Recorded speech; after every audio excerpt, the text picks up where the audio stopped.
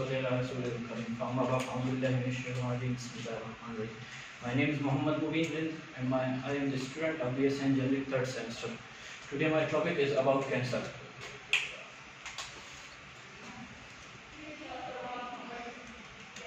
Objective definition of mutation. What is mutation? What is cancer? Difference between normal and cancer cell. Oncogene, tumor suppressor gene. Difference between benign and malignant cancer.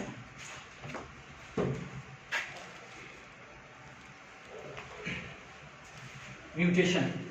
What is mutation? Mutation वो चीज़ जिसमें हमारे genetics या nucleotides या genome में एक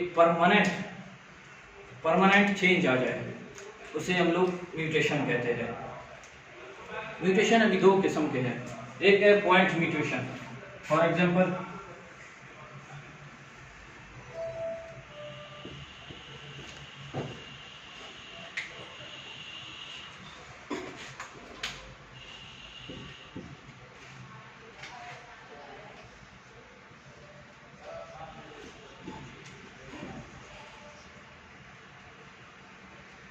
तीन nucleotides एक gene बनाते हैं. अगर इन जीन में से एक जीन के एक भी न्यूक्लियोटाइड में चेंजिंग आ जाए, फॉर एग्जांपल यहाँ पे एडिशन हो जाए किसका, किसी नाइट्रोजीनियस बेस का इसके साथ, तो वहाँ पे भी क्या है, वो भी पॉइंट म्यूटेशन में आ जाता है. नहीं तो फिर अगर इससे रिमूवल हो जाए फिर भी पॉइंट म्यूटेशन में आ जाता है. और अगर इसमें क्या है, पहले अगर क्या था, गवानीन था, वो रिप्लेस हो जाए और उसके जगह थायमीन आ जाए या साइटोसिन आ जाए या कोई और नाइट्रोजीनियस बेस आ जाए, तो उसे हम लोग पॉइंट म्यूटेशन कहते हैं. एक क्रोमोसोमल ट्रांसलोकेशन क्या है, म्यूटेशन है. उसमें क्या होता है, एक क्रोमोसोम है, फॉर एग्जांपल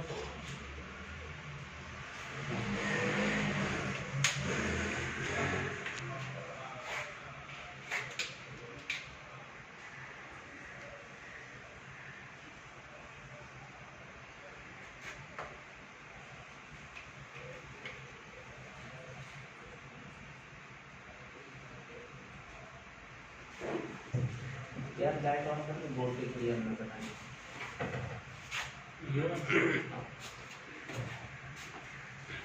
ये ज्यादातर मियोसिस में होता है. वहां पे हम लोगों ने पढ़ा है मियोसिस में, इनमें जो है जो नॉन होमोजीनियस क्रोमोसोम्स है, जिन सेम क्रोमोसोम्स नहीं है, उनमें जो है क्रॉस क्या होता है, न्यूक्लियोटाइड्स के कुछ क्या है सेगमेंट्स, एक जीन्स कुछ एक दूसरे क्रोमोसोम्स के साथ क्रॉस क्या करते हैं, क्रॉस सेक्शन करते हैं. तो इस कंडीशन में ये जब क्रॉस सेक्शन करते हैं तो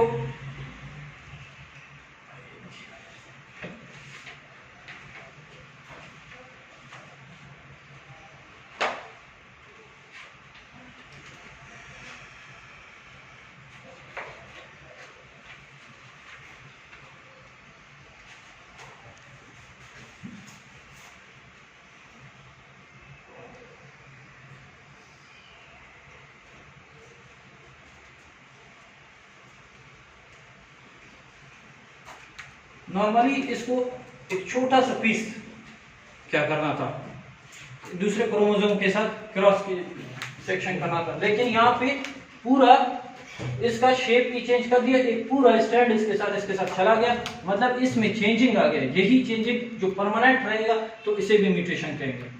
ये दो किस्म थे म्यूटेशन के, क्योंकि कैंसर से पहले इनको समझाना थोड़ा सा लाजमी था. कैंसर खुद क्या है, कैंसर ही जैसे म्यूटेशन होता है उसे ही हम कैंसर कहते हैं. अभी क्या है, अगर वो क्या हो, फैलने वाला हो ट्यूमर, तो उसे हम लोग मैलिग्नेंट ट्यूमर क्या कहते हैं, कैंसर कहते हैं. और अगर ना फैले, सिर्फ एक ही जगह में रहे, उसे बिनाइन कहते हैं. और बिनाइन को ज्यादातर हम लोग कैंसर नहीं कहते हैं. कैंसर का हम लोग जब वर्ड कहते हैं तो सिर्फ मैलिग्नेंट के लिए कहते हैं. सही है।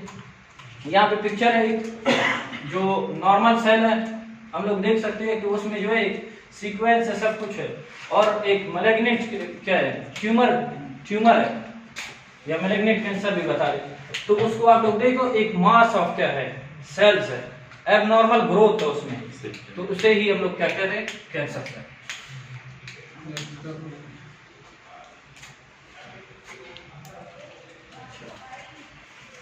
उसके बाद है एक नॉर्मल सेल और एक कैंसर सेल में डिफरेंस क्या है।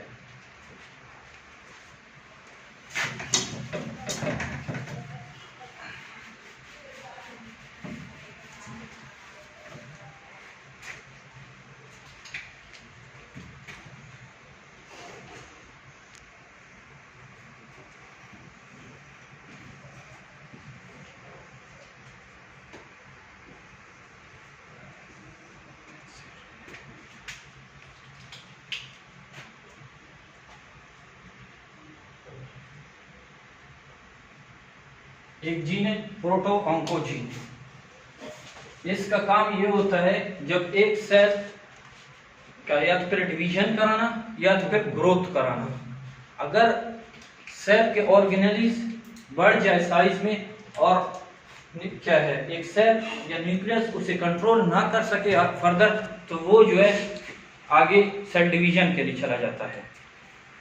अगर इसमें म्यूटेशन आ जाए तो ये कन्वर्ट होता है ऑन्कोजीन में।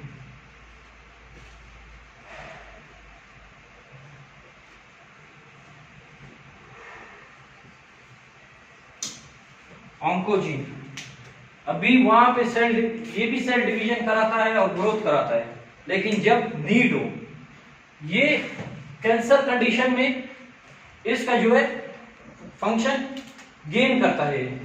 यहाँ पे एबनॉर्मल उसको सेल डिवीजन कराता है, मतलब नीड हो ना हो लेकिन ये यहाँ पे फंक्शन करता रहे एक्टिव फॉर्म में समझो। उसके बाद नेक्स्ट एक और क्या है, जीन है tumour suppressor gene. Tumour suppressor gene इसका काम है ग्रोथ क्या है, प्रोटो ऑन्कोजीन उसको इनहिबिट कराना। अगर उसको क्या है सेल डिवीजन का नीड नहीं है, अगर वो फिर भी कर रहा है तो इसे ये रोक देता है। सही है, यहाँ पे भी रोकने का कोशिश करता है, लेकिन जब एक चीज का फ्लो ज्यादा हो तो कब तक आप उसे रोक लोगे, या तो फिर यहाँ पे उसका फंक्शन फुल लॉस हो जाता है। अगर वो भी रहा है ना तो उसको ये इनहिबिट नहीं कर सकता है, क्योंकि उसका फ्लो बहुत ज्यादा है। यहाँ पे अगर आप कंट्रोल करना चाहो भी ज्यादा नहीं कर सकोगे इसको, इसीलिए यहाँ पे जो है हम लोग इसका फंक्शन जो है गेन के बजाय लॉस समझेंगे। ठीक है, उसके बाद है DNA repairing gene. DNA repairing gene का नॉर्मल यही फंक्शन होता है, अगर कहीं पे न्यूक्लियोटाइड या जीन इसमें डैमेज हो या इसमें एडिशन हो या सब्ट्रैक्शन हो, तो ये उसको जो है सही कर देता है, या फिर जो एडिशन हुआ था उसको खत्म कर देता है, या सब्ट्रैक्शन हुआ था तो फिर से ऐड कर देता है, नहीं तो फिर अगर क्या हुआ था डैमेज हुआ था तो उसको रिपेयर कर देता है। ठीक है, यहाँ पे इस कैंसर सेल के कंडीशन में इसका ये फंक्शन नहीं करता है, डीएनए रिपेयरिंग जीन फंक्शन नहीं करता है।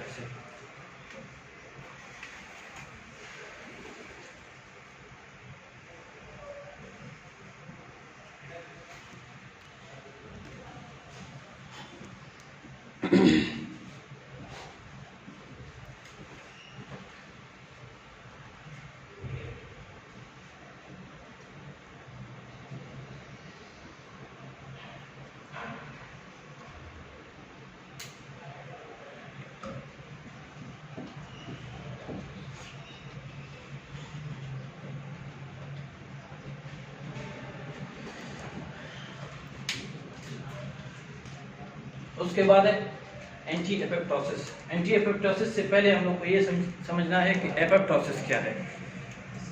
इसे हम लोग नॉर्मल कहते हैं program cell death. Program cell death.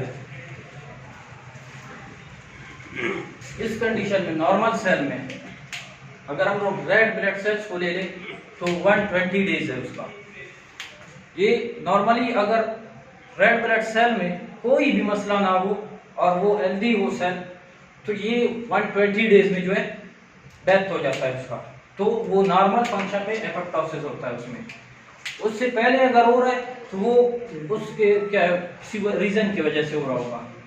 तो यहाँ पे एंटी एपोप्टोसिस मतलब कि जो एपोप्टोसिस हो रहा था ना, ये उसको थोड़ा क्या करता है, प्रोटेक्ट करता है, मतलब उसको छोड़ देता है, खत्म कर, क्या है, एपोप्टोसिस का फंक्शन को सप्रेस करता है।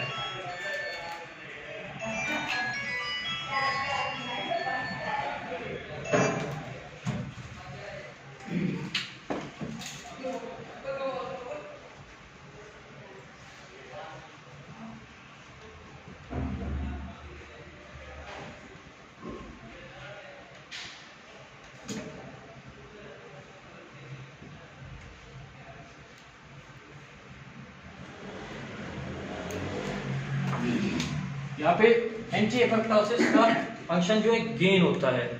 कैसे गेन होता है? अगर एक ट्यूमर क्या है, सेल है या कैंसर सेल है, तो उसका जो है सेल डेथ को प्रोटेक्ट करता है, उसको बचाता है, सेल डेथ की तरफ उसको नहीं ले जाता है।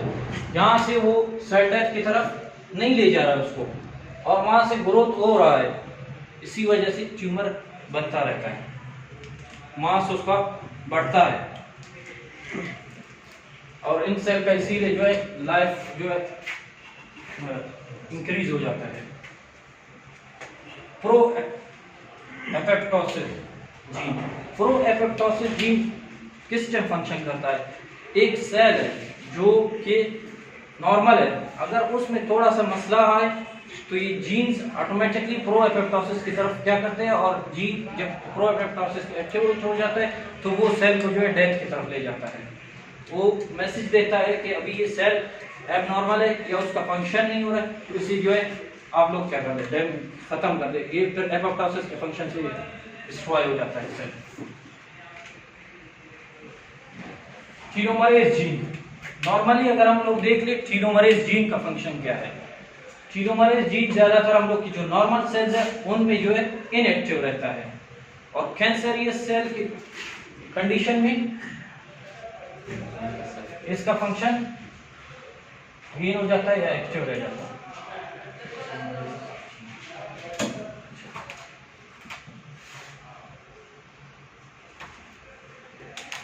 ये जब एक्टिव हो जाता है टीलोमरेज जीन, ये टीलोमरेज एंजाइम को एक्टिवेट कर देता है। एंजाइम, टीलोमरेज एंजाइम्स प्रोटीन बनाते हैं, जो क्रोमोसोम है ना उसके टिप पे जो सेगमेंट है उसे हम लोग टीलोमर कहते हैं। ये telomerase enzyme telomerase enzyme protein बनाता है, और वो प्रोटीन्स आके यहाँ पे एक प्रोटेक्शन का काम करते हैं। यहाँ पे नॉर्मल में नहीं हो रहा है, जब नॉर्मल में नहीं होता है ना तो ये सेल डिवीजन जैसे होता रहता है, यहाँ से खत्म होता क्या कम होता रहता है। एक टाइम आ जाता है ये बिल्कुल टीलोमरेज कंप्लीटली खत्म हो जाता है। जब ये खत्म हो जाता है तो इट्स मीन कि सेल अभी आगे सेल डिवीजन नहीं करेगा, सेल साइकिल फर्दर नहीं चलेगा। कैंसर सेल की कंडीशन में ये टीलोमर बिल्कुल खत्म ही नहीं होता है। वजह क्या है? क्योंकि टीलोमरेज जीन है ना, वो टीलोमर एंजाइम बना रहा है, और टीलोमर एंजाइम फंक्शन ये कर रहा है कि आपको प्रोटीन बना रहा है, और यहाँ पे उसके जैसे ये खत्म हो गया ये इसके ऊपर एक और प्रोटीन बना देता है, जिसकी वजह से ये टीलोमर खत्म नहीं हो रहा है, तो ये क्या सेल साइकिल स्टॉप ही नहीं होता है। उसके बाद है destructive enzyme. Cancer cell destructive enzymes release कर देता है। कैंसरियस सेल डिस्ट्रक्टिव एंजाइम्स, ये डिस्ट्रक्टिव एंजाइम्स का काम क्या है? ये जो नॉर्मल नियर बाय टिश्यूज या सेल्स है इनको डैमेज करता है। एक और वैसे जो कैंसर का क्या है, क्या है कैंसर क्या करता है, वो है ऑन्कोजेनेसिस, जेनेसिस मतलब ये एक वेसल्स की तरह, जैसे ये वेसल्स है ना, इसका जो ग्रोथ होता रहता है कैंसर सेल का, ये भी वेसल्स समझो बना दिया इसने, इसे कहते हैं। ठीक है,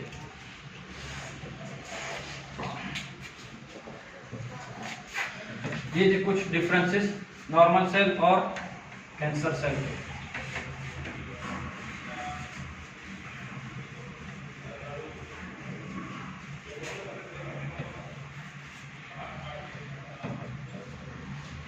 ऑन्कोजीन को हम लोग पढ़ने से पहले कुछ पॉइंट्स है, अगर उनको एक नजर देख लें। सबसे पहले साइक्लिन क्या है, प्रोटीन है एक। तो ये साइक्लिन प्रोटीन का फंक्शन क्या है? हम जो सेल डिवीजन पढ़ते हैं ना, तो इसमें मुख्तलिफ डिफरेंट फेजेस है।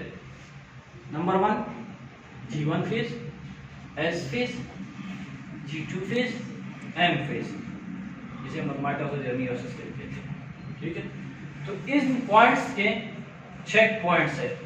अगर यहाँ पे सब कुछ बन गया तो ये चेक पॉइंट्स उसको अलाउ करेंगे नेक्स्ट फेज में जाने के लिए।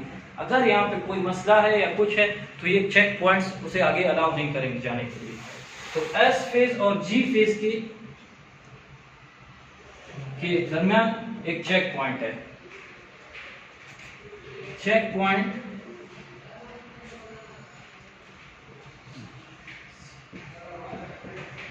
साइक्लिन डी और ई का काम है, और इसके साथ इसका हेल्पर एंजाइम है, वो जो है साइक्लिन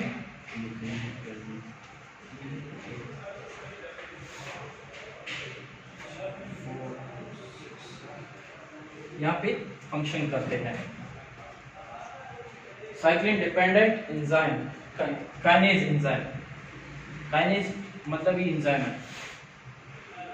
तो ये जब एक दूसरे के साथ मिल जाते हैं, सिंथेसिस से पहले ये जो क्या है डीएनए रेप्लिकेशन का प्रोसेस है, उससे पहले ये सब देखते हैं कि यहाँ पे सब कुछ क्लियर है या नहीं है। अगर ये क्लियर है तो फर्दर एक प्रोसेस के लिए जाते हैं, प्रोसेस करते हैं। ये आगे इंशाल्लाह हम लोग पढ़ेंगे किस तरह। ठीक है, उसके बाद है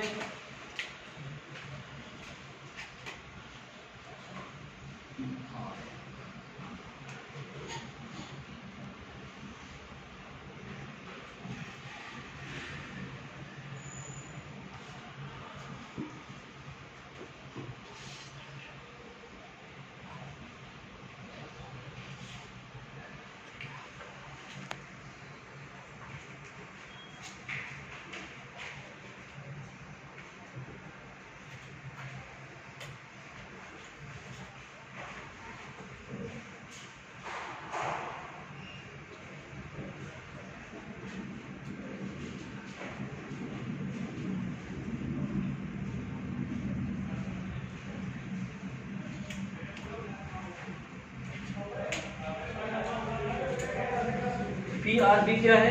रेटिनोब्लास्टोमा प्रोटीन। ये इनएक्टिव रखता है E2F को, जो फंक्शन करता है। अगर ये एक्टिव हो जाए तो डीएनए सिंथेसिस करवाता है, डीएनए सिंथेसाइज को जो है प्रमोट करता है, और इसकी वजह से आगे हम लोग का डीएनए फिर रेप्लिकेशन हम लोग का डीएनए का स्टार्ट हो जाता है। सही है। तो जब ये क्या है यहाँ से अगर सब कुछ ओके हुआ तो ये क्या है फास्फोराइलेशन कराते हैं किसका? आरबी प्रोटीन का। आरबी प्रोटीन का जब फास्फोराइलेशन होता है तो आरबी प्रोटीन अलग हो जाता है, E2F अलग हो जाता है। E2F अलग हो गया तो वहां से जो है डीएनए रेप्लिकेट स्टार्ट हो जाता है। ये E2F को ट्रांसक्रिप्शन फैक्टर भी कहते हैं।